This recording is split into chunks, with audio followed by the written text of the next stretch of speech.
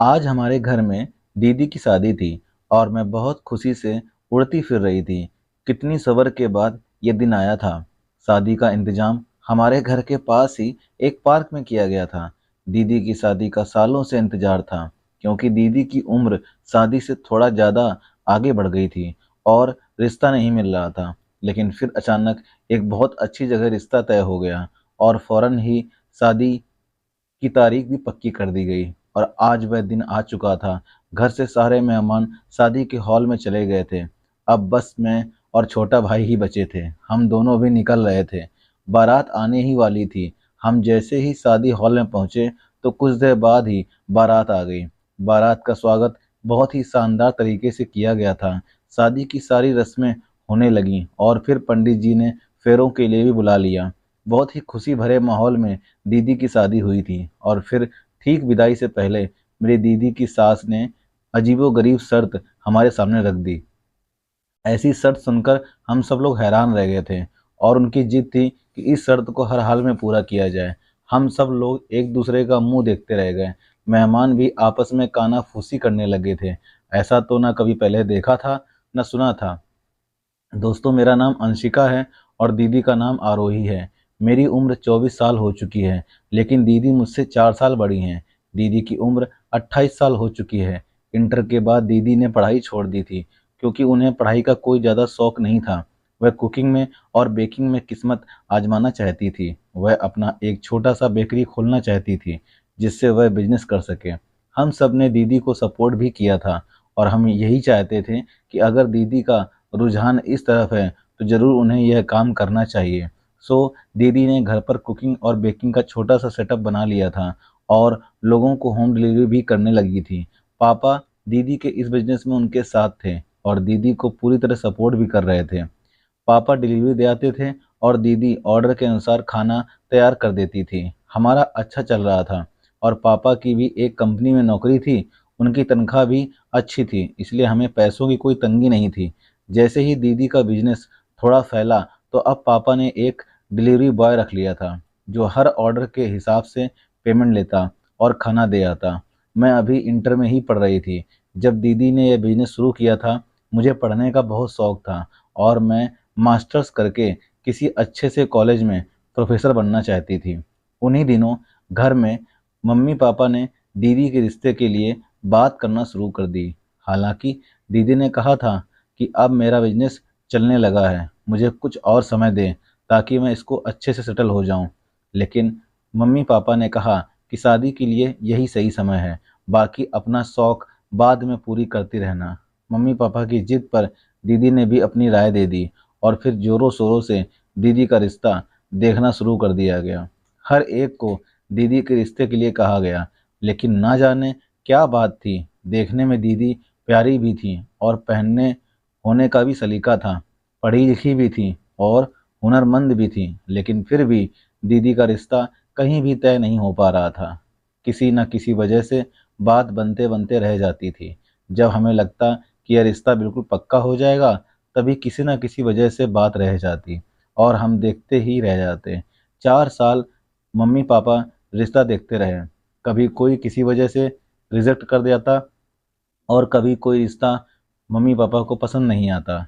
दीदी अब चिड़चिड़ी हो गई थी और इस सब से सूरत हाल से घर में अजीब सी टेंशन बनी हुई थी। दीदी अपने आप को मुजरिम सा समझने लगती हैं और अब तो उन्होंने साफ कह दिया था कि मेरा रिश्ता देखने की कोई ज़रूरत नहीं है, बल्कि अब आप लोग अंशिका का रिश्ता देखें। दीदी ने कह दिया मुझे शादी ही नहीं करनी है। मम्मी पापा दीदी का दुख समझते थे। रिजेक्ट होना और बार बार होना बहुत बड़ी तकलीफ होती है और दीदी इस तकलीफ से कई बार गुजर चुकी थी। लेकिन मम्मी पापा यह बात स्वीकार करने को तैयार नहीं थे, इसलिए वो लगातार अपनी कोशिशों में लगे हुए थे। लेकिन वह रोज़ रोज़ का रिजेक्ट होना दीदी को दिमागी तकलीफ से दो चार कर रहा था। हमें तो इस बात का अंदाज़ा ही नहीं था और दीदी किस जज्बाती तोड़ फोड़ का शिकार हुई थी, इसका अंदाज़ा हमें उस दिन हुआ जब दीदी ने एक बहुत ही खतरनाक कदम उठा लिया। हुआ कुछ यूं था कि आज भी दीदी के रिश्ते के लिए कुछ लोग आए थे। देखने में तो वह फैमिली बहुत अच्छी लग रही थी। मम्मी पापा के साथ इधर उधर की बातें चल रही थी कि अचानक उन आंटी ने कहा कि अपनी बेटी को बुलाइए। मम्मी कहने लगी, जी ज़रूर, अभी बुलाती हूँ। मम्मी ने दीदी को कमरे से बाहर लाया, पर दीदी अपने सदा सादे से अंदाज में थी और जाकर सोफे पर बैठ गईं। तो लड़के की माँ कहने लगी, लड़की तो अच्छी है लेकिन उम्र काफ़ी लगती है। दीदी ने यह बात सुनकर मम्मी की तरफ देखा, लेकिन मम्मी ने इशारे से उसे चुप रहने को कहा और दीदी की जगह खुद जवाब दिया। कहने लगी, नहीं, अभी तो सिर्फ 26 की हुई है। लेकिन आंटी मानने को तैयार नहीं थी, शायद इसलिए कि दीदी का शरीर पहले से कुछ भरा भरा सा हो गया था। उनका कहना था कि आपकी लड़की कम से कम 32 साल की तो जरूर लगती है। मम्मी पापा चुप होकर बैठ गए। फिर वह आंटी कहने लगी, आप लोग दहेज में क्या क्या देंगे? इतना बात सुनना था कि दीदी एक झटके से उठकर हॉल से बाहर चली गई। आंटी ने इसको बदतमीजी समझा और इस वक्त उठकर खड़ी हुई और कहने लगी, एक तो ये लड़की इतनी ज़्यादा उम्र की है, ऊपर से नखरा भी तो देखो कितने ज़्यादा हैं। हमें नहीं करना ऐसी लड़की से शादी। मेरे बेटे के लिए बहुत रिश्ते हैं और इससे कम उम्र और खूबसूरत और ज़्यादा दहेज वाली लड़की के रिश्ते तैयार हैं। वह आंटी मम्मी पापा को बुरा भला बोलते हुए चली गई। उनके जाने के बाद मम्मी भी रोने लगी, क्योंकि ऐसी किसी सूरत हाल का सामना पहले कभी नहीं हुआ था। लेकिन आज तो हद ही हो गई। दीदी भी अलग अपने कमरे में बंद हो गई और मम्मी पापा अलग परेशान से बैठे हुए थे। घर का माहौल बहुत अजीब सा हो गया था, लेकिन मैं सबको नॉर्मल करने के लिए इधर उधर की बातें करती फिर रही थी। मैं जल्दी से रात के लिए खाना बनाया, उन सबको टेबल पर आने को कहा। मम्मी पापा तो कुछ देर बाद हाथ धोकर आ गए। मैंने दीदी को भी आवाज़ दिया और बाहर आने को कहा, लेकिन दीदी ने दरवाज़ा नहीं खोला। मैंने 2-3 बार दरवाज़ा खटखटाया, लेकिन अंदर से कोई जवाब नहीं आया। मैं परेशानी से पापा की तरफ देखा तो वह भी नज़र चुरा गए। मजबूरन हम लोग ही खाना खाने के लिए बैठ गए। हमारा ख्याल था कि दीदी कमरा बंद करके रो रही होगी, लेकिन अब तो इस बात को 4 घंटे गुजर चुके थे और दीदी ने अभी तक दरवाज़ा नहीं खोला था। खाने के बाद मैंने दोबारा दीदी के कमरे का दरवाज़ा खटखटाया और ज़ोर ज़ोर से आवाज़ भी दी, लेकिन दीदी ने इस बार भी कोई जवाब नहीं दिया। मुझे अब कुछ चिंता होने लगी थी, इसलिए मैंने पापा से कहा कि मुझे कुछ ठीक नहीं लग रहा, आप कैसे भी करके इस दरवाजे को खोलिए। मुझे बहुत टेंशन हो रही है दीदी की। अब तो पापा भी घबरा गए थे, क्योंकि दीदी ने पहले कभी ऐसा नहीं किया था। इसलिए पापा ने और छोटे भाई ने मिलकर दरवाज़ा तोड़ दिया। लेकिन दरवाज़ा टूटते ही जो सामने का मंजर आया, उसने हमारे पैरों तले से ज़मीन सरका दी थी। दीदी सामने ही अपने बिस्तर पर औंधे मुँह गिरी हुई थी। मैं एकदम आगे बढ़ी और दीदी को सीधा किया। दीदी बिल्कुल बेसुध थी और उनके मुंह से हल्का सा झाग भी निकल रहा था। हम बहुत घबरा गए। मैं परेशान होकर उनकी नब्ज़ चेक किया, जो बहुत हल्की हल्की से चल रही थी। मैंने पापा से कहा कि पापा, दीदी को क्या हो गया है? जल्दी से दीदी को अस्पताल लेकर चलते हैं। मम्मी पापा के तो जैसे हाथ पैर सुन्न हो गए थे। जवान बेटी को इस हालत में देखना बहुत ही हिम्मत का काम था। हम सभी इस समय दीदी को लेकर अस्पताल ले आए। वहाँ पर इमरजेंसी में उनका ट्रीटमेंट किया गया।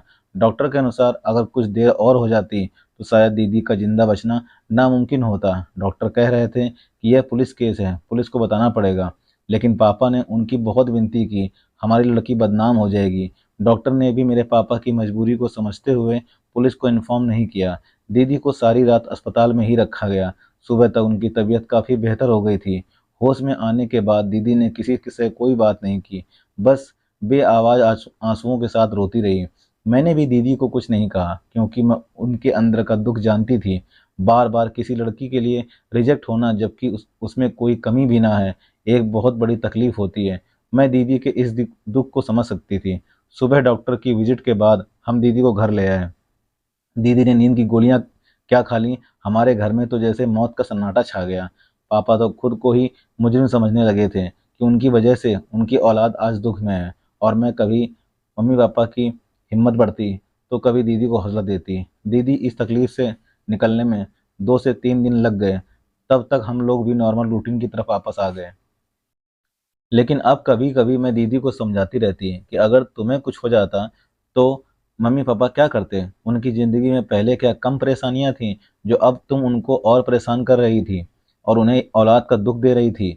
मैंने दीदी को बहुत समझाया और वह शर्मिंदा से सर झुकाए बैठी रहती, कुछ भी ना कहती। इस हादसे के बाद दीदी काफ़ी खामोश रहने लगी थी। हाँ, उन्होंने एक चीज़ नहीं छोड़ी थी और वह था उनका काम।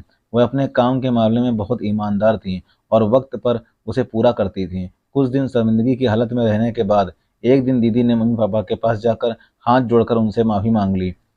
मम्मी पापा भी शायद इसी इंतजार में थे। दीदी को सीने से लगा लिया और तीनों ऐसे रोने लगे जैसे आज सच में दुख के बदले घिर गए हों। उसके बाद घर में सब कुछ नॉर्मल हो गया। मम्मी पापा दीदी से रिश्ते की बात करने वाले थे तो मैंने उन्हें मना कर दिया कि आप दीदी की दिमागी हालत को देखते हुए कुछ समय के लिए कोई रिश्ता ना देखें और ना ही किसी को घर पर बुलाएं। मेरी बात भी उनको समझ में आ गई थी, इसलिए उन्होंने दोबारा रिश्ते के लिए कोशिश नहीं की। दीदी के बाद मेरा नंबर था, लेकिन मुझे अभी शादी नहीं करनी थी क्योंकि मैं अब मास्टर्स कर ली थी और मैं एक कॉलेज में प्रोफेसर के लिए अप्लाई भी कर रही थी। मेरा शौक था कि मुझे गवर्नमेंट कॉलेज में ही नौकरी मिल जाए। पढ़ाई के मामले में मैं बहुत अच्छी थी, मेरे रिजल्ट भी काफ़ी अच्छे थे और मैं नौकरी ढूंढ रही थी। उधर मेरे घर वाले भी अब दीदी के लिए रिश्ता ढूंढ रहे थे कि उन्हीं दिनों आयुष का रिश्ता दीदी के लिए आया था। हमारे मोहल्ले में ही जानने वाले थे जिनके जरिए यह रिश्ता आया था। पापा ने कहा अगर उन्हें वह पसंद आती है तो हम रिश्ते की बात आगे चलाएंगे। जिन अंकल ने पापा को रिश्ते के बारे में बताया था उन्होंने भी हामी भर ली और ठीक 2 दिन बाद लड़के वालों को घर आने का टाइम दे दिया गया। मम्मी और पापा ने अच्छा खासा इंतजाम किया था। हमें पूरी उम्मीद थी कि रिश्ता पक्का हो जाएगा, इसीलिए हमने तैयारी भी उसी हिसाब से की थी और वही हुआ जिसकी हमें उम्मीद थी। मेहमानों की अच्छी तरह खातिर की गई थी और बातों के दौरान एक दूसरे के साथ जरूरी मामलात भी निपटा लिए गए थे। दीदी भी डरते डरते सामने आई थी क्योंकि उन्हें डर था कि शायद आज भी उन्हें रिजेक्ट कर दिया जाएगा, लेकिन दीदी के बैठने के थोड़ी देर बाद ही उन्होंने दीदी के सामने ही रिश्ते के लिए हाँ कर दी और दीदी के हाथ पर शगुन के तौर पर कुछ पैसे भी रख दिए। मम्मी पापा का मुंह खुला का खुला रह गया क्योंकि उन्हें उम्मीद नहीं थी कि इतनी जल्दी ये रिश्ता हो जाएगा। इसीलिए उन्होंने इस वक्त कोई भी ऐतराज नहीं किया। दीदी शर्मा कर अंदर चली गई और आयुष के साथ दीदी का रिश्ता पक्का हो गया। मैं खुद भी दीदी के लिए बहुत खुश थी। आखिरकार उनके सब्र का फल उन्हें मिलने वाला था। एक पढ़ा लिखा अच्छा डॉक्टर उनका जीवन साथी बनने वाला था। वहीं पर बैठे बैठे लड़के वालों ने मम्मी पापा को भी अपने घर पर इनवाइट कर दिया। 3 दिन के बाद मम्मी पापा को लड़के वालों की तरफ जाना था। हमने भी अपनी तरफ से खूब बढ़ चढ़कर तैयारी कर ली थी और 3 दिन के बाद मम्मी पापा आयुष के घर चले गए। लड़के का घर बहुत अच्छा बना हुआ था और ऐशो आराम की हर चीज़ घर में मौजूद थी। मैं और मम्मी पापा बार बार घर को देखकर खुश हो रहे थे। लड़का भी बहुत संस्कारी और मोहब्बत वाला था। सब कुछ ठीक था, सब कुछ अच्छा लग रहा था। इसलिए वहीं बैठे बैठे आयुष की माँ ने कहा, बहन जी मैं आपसे कोई ज़रूरी बात करना चाहती हूँ, उम्मीद है आप मेरी बात समझेंगे। उन्होंने मेरी माँ से कहा तो मेरी माँ कहने लगी, जी कहिए क्या बात है। तो आयुष की माँ कहने लगी, दरअसल मैं बीमार रहती हूँ, शुगर और ब्लड प्रेशर की पेशेंट हूँ। कब तबीयत खराब हो जाए कुछ पता नहीं, इसलिए मैं चाहती हूँ कि आयुष की दुल्हन को घर ले आऊँ और उसका बसता हुआ घर देखकर मैं सुकून से मर सकूँ। मेरी बस आपसे यही विनती है कि हमें जल्द शादी की तारीख दे दें। आयुष की माँ ने कहा तो मम्मी पापा की तरफ देखने लगे क्योंकि यह फैसला मम्मी अकेले नहीं ले सकती थी, इसलिए उन्होंने पापा की राय जाननी चाहिए। पापा भी कुछ सोच विचार करके कहने लगे, ठीक है जैसी आपकी मर्जी, हमें भी इस बात पर कोई ऐतराज़ नहीं है, बस हमें तैयारी करने का थोड़ा सा समय दीजिएगा कि हम अपनी बच्ची को अच्छे से इज्जत के साथ विदा कर सकें। पापा ने बात पूरी की तो आयुष की माँ कहने लगी, भाई साहब आप चिंता बिल्कुल मत करें, हमें दहेज बिल्कुल नहीं चाहिए। आप बस 2 कपड़ों में अपनी बेटी को विदा कर दें, हमारे लिए बहुत बड़ी बात है। आपने अपनी बच्ची हमें दे दी तो समझो सब कुछ दे दिया। आंटी ने बड़ी मोहब्बत से यह बात कही तो पापा कहने लगे, यह तो आपकी मोहब्बत और बड़कपन है, लेकिन हम ऐसे अपनी बच्ची को बिल्कुल खाली हाथ भी विदा नहीं कर सकते। दुनिया का दस्तूर है, समाज क्या कहेगा, इसलिए जो उसके नसीब में होगा उसे मिलकर रहेगा। यूँ बातों ही बातों में 1 महीने बाद ही शादी की तारीख पक्की हो गई। मम्मी पापा बहुत खुश थे। यह हमारे घर की पहली शादी थी और मेरी अपनी खुशी भी देखने लायक थी। मैं हर तैयारी में बढ़ चढ़कर हिस्सा ले रही थी और एक से बढ़कर एक कपड़े खरीद रही थी। दीदी के लिए भी मैंने ढेर सारी शॉपिंग की थी। उन्हीं दिनों एक खुशी मेरे और इंतजार में थी कि मुझे गवर्नमेंट कॉलेज में प्रोफेसर की जॉब मिल गई थी और 1-2 दिन बाद मुझे कॉलेज ज्वाइन करना था। मेरी कामयाबी देखकर सब बहुत खुश हुए थे। सारे मोहल्ले में मिठाई बांटी गई। मैं भी बहुत खुश थी। एक के बाद एक खुशी मिल रही थी। लगता है खुशियों ने इस घर का रास्ता देख लिया था। पापा ने दीदी के दहेज के लिए कुछ चीज़ तो पहले ही खरीद रखी थी, जबकि अब इलेक्ट्रॉनिक सामान और फर्नीचर का सामान मौके पर खरीदा जा रहा था।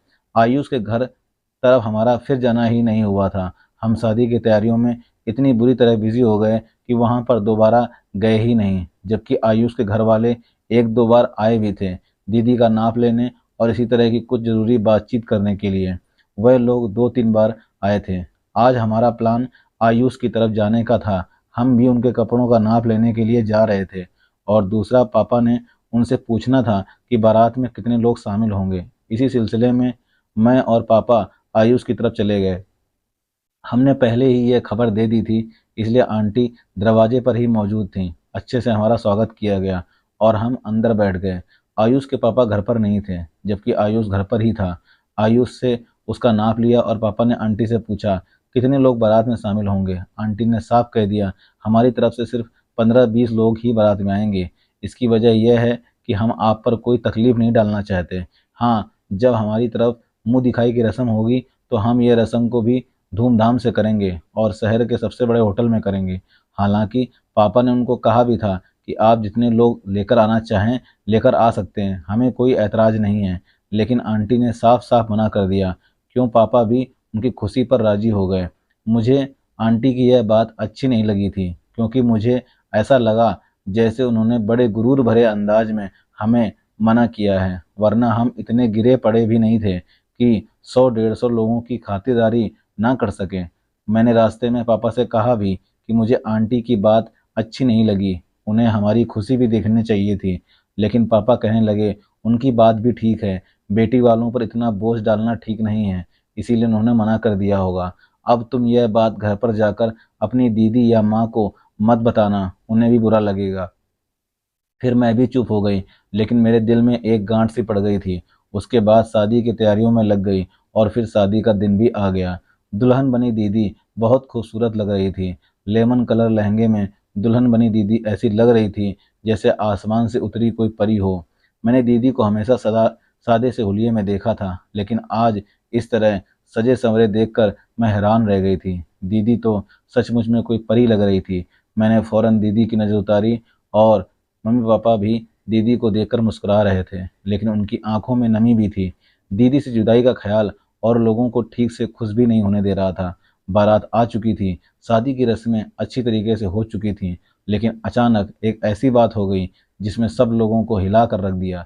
आयुष की माँ ने मम्मी से कहा कि उनके यहाँ रिवाज है कि जब भी दुल्हन को विदा करवा कर ले जाते हैं तो घर ले जाने से पहले उसे अस्पताल लेकर जाते हैं और उसके बाद ही घर ले जाते हैं। मम्मी ने यह बात सुनी तो बहुत हैरान हुई। कहने लगी, ऐसा तो पहले कभी नहीं देखा, ना ही सुना, यह कैसा अजीब सा रिवाज है। मम्मी ने जरा गुस्से से कहा, लेकिन आंटी इस बात पर जिद पर आ गई कि यह उनके घर का रिवाज है और यह वर्षों से उनके खानदान में चला आ रहा है और वह अपने रिवाज को ख़त्म नहीं कर सकती। मम्मी कहने लगी कि आप ऐसा कैसे कर सकते हैं, एक दुल्हन बनी लड़की को विदा करके घर ले जाने के बजाय अस्पताल में लेकर जाएंगे, ये कैसा रिवाज है, आखिर इसकी क्या तुक बनती है। आंटी कहने लगी कि हमारे यहाँ यही रिवाज है और आपको यह रिवाज करना पड़ेगा। हमने आज तक अपनी कोई बात आपसे ज़बरदस्ती नहीं मनवाई है, ना ही आपसे कोई डिमांड रखी है, लेकिन अब यह बात तो आपको माननी ही पड़ेगी। आंटी की बात सुनकर मम्मी चुप हो गई। बात बढ़ते बढ़ते मर्दों तक पहुंच गई। लड़के की तरफ के मर्द इस हक में थे, जो उनकी तरफ का रिवाज था उसे मानना ही पड़ेगा। वह सब यही कह रहे थे कि हमने हमारे घर के रिवाज के मुताबिक लड़की पहले हमारे अस्पताल जाएगी, उसके बाद घर जाएगी। लेकिन मम्मी पापा इस हक में बिल्कुल नहीं थे। वो यही कह रहे थे कि अभी आप विदा करवा कर घर ले जाएं, बाद में उसे अस्पताल लेकर चले जाएं। लेकिन वह लोग किसी भी तरह राजी नहीं हो रहे थे और फिर आखिर में फैसला लड़के वालों के हक में ही हुआ, क्योंकि मम्मी पापा को भी डर था कहीं इस मामूली सी बात को बहाना बनाकर वह शादी को तोड़कर ना चले जाएं। हालांकि उनका दिल किसी भी तौर पर इस बात के लिए नहीं मान रहा था, लेकिन उनकी मजबूरी थी कि लड़के वालों की बात मान ली थी। और फिर दीदी की विदाई कर दी गई। दीदी को कार में बिठाया और आंटी, अंकल और आयुष, बारात के दूसरे लोग उनके साथ ही चले गए। मम्मी पापा भी पीछे पीछे दीदी के अस्पताल चले गए। हमें कुछ बेचैनी सी लगी हुई थी। दीदी को इस तरह अकेले अस्पताल भेजने में भी डर भी लग रहा था। दीदी को सब लोग ऑपरेशन थिएटर में लेकर चले गए। कुछ देर बाद हमने देखा कि लड़के के घर वाले के सारे मर्द डॉक्टरी कपड़ों में थे और वह सभी ऑपरेशन थिएटर में चले गए। मम्मी और मैं हैरान परेशान बैठे हुए थे। हमसे इंतजार नहीं हो रहा था, लेकिन मजबूरी थी, हमें यहीं बैठना था। मैं बेचैनी से इधर उधर कहने लगी, लेकिन कुछ देर बाद तो मुझे सब्र ना हुआ और मैं ऑपरेशन थिएटर का दरवाज़ा खोलकर अंदर चली गई। मेरे पीछे पीछे मेरी माँ और पापा भी अंदर आ गए, लेकिन अंदर आकर तो मेरे पैरों तले से ज़मीन ही खिसक गई। ऑपरेशन थिएटर खाली था, वहाँ पर कोई भी नहीं था और मैं और मम्मी पापा हैरानों परेशान रह गए। मैं भागकर बाहर आई, वहां पर मौजूद स्टाफ से पूछा, लेकिन किसी को भी इस बारे में कुछ मालूम नहीं था। हमने खुद उनको सबको ऑपरेशन थिएटर जाते देखा था, लेकिन उन्हें बाहर निकलते हुए नहीं देखा। मैंने सारा अस्पताल छान मारा, एक एक स्टाफ से पूछ लिया, लेकिन किसी को कुछ नहीं पता था। हम बहुत परेशान हो चुके थे। मम्मी ने तो रोना शुरू कर दिया। आखिर यह क्या मामला था, कुछ समझ नहीं आ रहा था। रो रो कर मेरी माँ का बीपी हाई हो गया था, उनकी तबीयत खराब हो गई। मम्मी को वहीं अस्पताल में एडमिट करवाया गया। मैं और पापा सड़कों पर निकलकर खड़े हुए थे, लेकिन ना तो दीदी का कहीं पता चल रहा था, ना ही आयुष का। और उसके घर पर गए, लेकिन वहां पर भी ताला पड़ा हुआ था। पड़ोस वालों से पूछने पर पता चला कि उन्होंने एक हफ्ते पहले ही यह घर खाली कर दिया था। अब तो पापा की तबीयत भी खराब होने लगी थी। आखिर उनकी जवान बेटी का मामला था। वह लोग ना जाने दीदी को लेकर कहाँ चले गए। आसपास लोगों से पूछा, लेकिन किसी को इन लोगों के बारे में कुछ भी मालूम नहीं था। सबने यही कहा था कि वह लोग तो एक हफ्ते पहले ही यहाँ से चले गए हैं। यह घर उन्होंने कुछ महीने पहले ही किराए पर लिया था और उनके लड़के की शादी है, ऐसा तो हमें किसी को पता ही नहीं था। परेशानी से हम वापस अस्पताल आ गए। अब तक मम्मी की तबीयत वैसी ही थी। मैं और पापा वहीं पर मम्मी के पास ही बैठ गए। सारी रात हमारी किसी तरह गुजर गई थी, यह हम ही जानते थे। भगवान का शुक्र है कि सुबह तक मम्मी की हालत ठीक हो गई थी, तो डॉक्टर ने चेकअप करके उन्हें छुट्टी दे दी। हम लोग घर पर आ गए। खाली घर काटने को दौड़ रहा था। हम लोग हॉल में ऐसे बैठ गए जैसे कि अपनी सारी जमा पूंजी लुटाकर बैठे हैं। एक दूसरे से नज़र चुराए हम अपनी अपनी सोचों में गुम थे। दीदी के बारे में अभी तक कुछ पता नहीं चला था और एक एक पल हमारे ऊपर भारी पड़ रहा था। बेशक हमने उसकी शादी करके उसको विदा कर दिया था, लेकिन जिस तरह से वह गायब हुई थी, इस बात ने हमें परेशान कर दिया था। और वह लोग कैसे एक हफ्ता पहले ही घर छोड़ दिए थे, ना जाने कहाँ पर रह रहे थे और दीदी को कहाँ लेकर चले गए थे। आखिर उनका मकसद क्या था, यह सोच सोच कर ही हमारी रूह कांप रही थी। अचानक मेरे दिल में ख्याल आया और मैंने पापा से कहा कि पापा, पुलिस में रिपोर्ट करवा दें, यह ना हो कि दीदी को कोई बड़ा नुकसान हो जाए। मैंने कहा तो पापा कहने लगे, इस तरह तो हमारी बदनामी हो जाएगी। पहले ही उसकी बारात में जो कुछ हुआ, लोगों ने कितनी बातें बनाई, और फिर अगर मैं पुलिस में रिपोर्ट करूंगा तो जगह जगह हमारे चर्चे होने लगेंगे। लेकिन मैंने कहा, पापा, दीदी के बारे में भी तो सोचना होगा। अगर हम बदनामी को लेकर बैठे रहे तो ऐसा ना हो कि कहीं दीदी की जान को खतरा हो जाए। पापा चुप हो गए। मम्मी भी रोते हुए कहने लगी कि अंशिका बिल्कुल ठीक कह रही है, आप पुलिस में रिपोर्ट करवा दो। कहीं से भी मेरी बच्ची मुझे वापस ला कर दो। ना जाने वह किस हाल में होगी, वह जालिम कौन लोग हैं, मेरी बच्ची को ना जाने कहाँ ले गए हैं। मम्मी ने रोते हुए कहा तो पापा झटके से उठकर अंदर चले गए। मुझे खुद भी इस बात का एहसास था कि अगर हम दोनों बहुत परेशान थे तो पापा भी हमसे ज़्यादा परेशान थे। समय तेजी से गुजर रहा था, लेकिन हमारे लिए तो एक एक पल सदियों बराबर लग रहा था। हमारी नींद उड़ चुकी थी। मैंने पापा से बहुत कहा कि पुलिस में रिपोर्ट करवा दो, लेकिन पापा ने यही कहा कि आज की रात देख लेते हैं, कल पुलिस में जाकर रिपोर्ट दर्ज करवा दूंगा। मैंने भी पापा की जिद के आगे खामोश हो गई। पापा कुछ सोच कर ही कह रहे होंगे। मम्मी की तबीयत हर थोड़ी देर बाद खराब हो जाती, कभी उनका शुगर बढ़ जाता, कभी बीपी हाई हो जाता। मैं कभी मम्मी को देखती तो कभी पापा को। यह समय हमारे लिए बहुत मुश्किल था।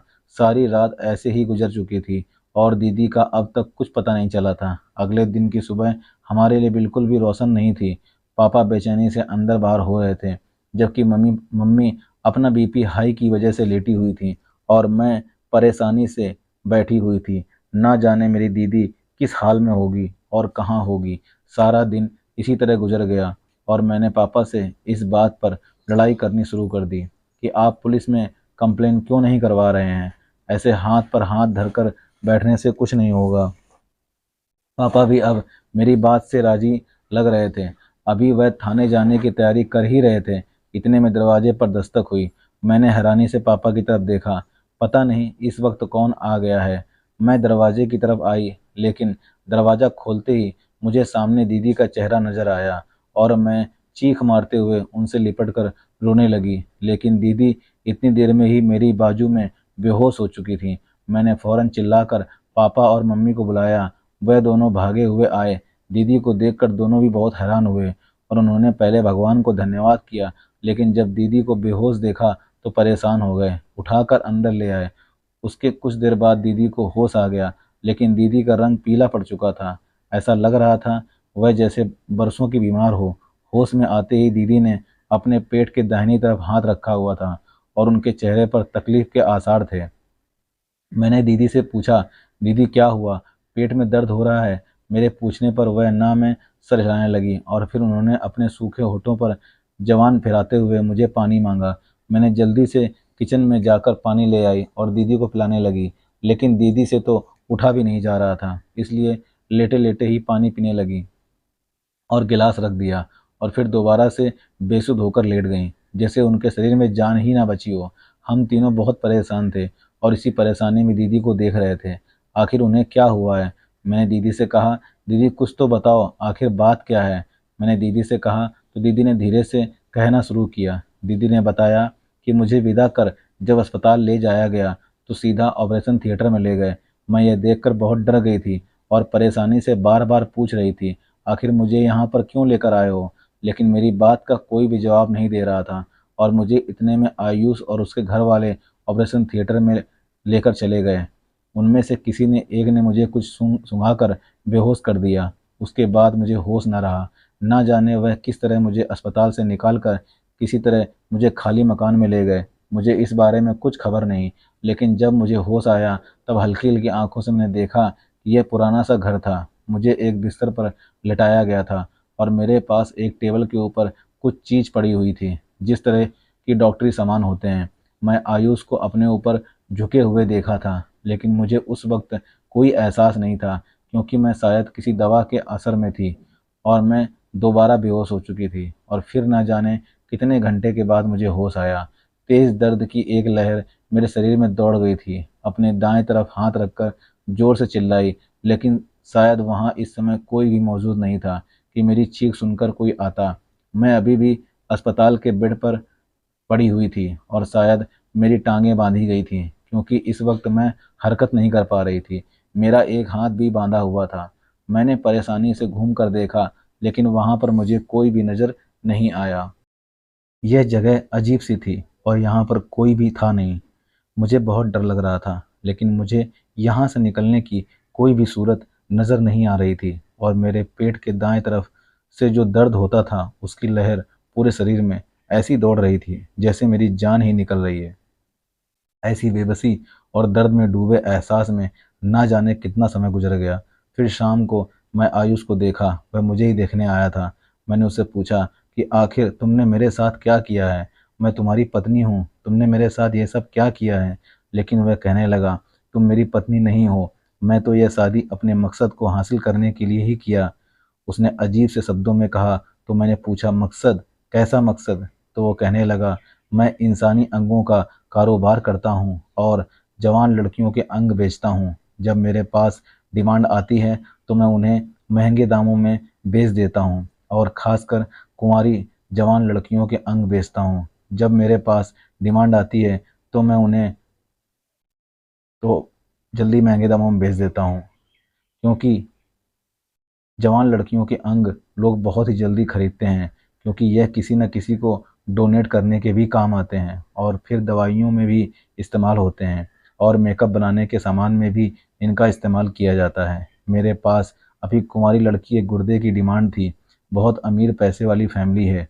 उसे अपनी इकलौती बेटी के लिए एक गुर्दे की डिमांड थी और वह मुझे इसकी मुंह बोली कीमत देने को तैयार था। इसीलिए मैंने तुमसे शादी करने का नाटक किया और तुम्हारा एक गुर्दा निकाल कर मैंने दुगने दाम पर बेच दिया है। अब तुम तक तब तक मेरे पास हो जब तक मेरे पास दूसरे गुर्दे की डिमांड नहीं आ जाती। उसके बाद मैं तुम्हारा काम तमाम करके तुम्हें कहीं फेंक दूंगा और तुम्हारे घर वाले मुझ तक पहुंच भी नहीं सकेंगे। उसकी यह बातें सुनकर मैं डर के मारे कांप कर रह गई थी। कुछ देर बाद आयुष वहां से चला गया। मुझे सोचने का मौका मिल गया। मैं यहाँ से भाग जाना चाहती थी। मैं इस तरह यहाँ पर नहीं मर सकती थी, इसलिए मैंने आसपास नज़र घुमाकर भागने का सोच रही थी। लेकिन मुझे तो रस्सियों से बांधा गया था। मेरे एक हाथ की रस्सी जरा से ढीली थी, वह शायद इसलिए कि मैं अपने करीब पड़ी कोई चीज़ उठा सकूं। इसलिए मैंने कोशिश करके कुछ ही दूर पर पड़ी कैंची उठाई और एक एक करके अपने हाथ पैरों की रस्सियाँ काटने लगी। कुछ देर की मेहनत और तकलीफ बर्दाश्त करने के बाद मैं रस्सियाँ काटने में कामयाब हो गई और फिर मैं वहाँ से भाग निकली। यह जगह शहर से बहुत दूर थी। मेरा एक गुर्दा भी अभी अभी ऑपरेशन करके निकाला गया था। मुझे भागते हुए बहुत ही तकलीफ हो रही थी, लेकिन मैं किसी न किसी तरह सड़क के किनारे पहुंच गई और वहां से लिफ्ट लेकर घर चली आई। दीदी ने अपनी दुख भरी दास्तां सुनाई तो हम सब लोग अपनी जगह पत्थर के जैसे हो गए थे। कैसे जालिम लोग थे। आजकल बहुत सारी जगहों पर अंग बेचने का व्यापार किया जा रहा है। ऐसे लोगों को कड़ी से कड़ी सजा मिलनी चाहिए। अंशिका ने थोड़ी समझदारी दिखाई और निडरता से उन लोगों की पहचान करवाई, सबको सलाखों के पीछे डलवा दिया। उम्मीद करते हैं आप सभी को इस कहानी से कुछ सीखने को मिला होगा। तो दोस्तों, ये थी हमारी आज की कहानी। उम्मीद करते हैं आपको पसंद आई होगी। आपका क्या कहना है इस कहानी के बारे में कमेंट बॉक्स में कमेंट करके हमें ज़रूर बताइएगा। साथ ही साथ वीडियो को लाइक करके चैनल को सब्सक्राइब ज़रूर कीजिएगा और साथ में घंटी को दबाकर ऑल पर सेट कर दीजिए ताकि आने वाली सारी वीडियो आपको तुरंत मिलें। मिलते हैं दोस्तों इसी तरह की सच्ची और अच्छी कहानी में। तब तक के लिए दोस्तों, जय हिंद, जय भारत। खुश रहिए दोस्तों, आबाद रहिए।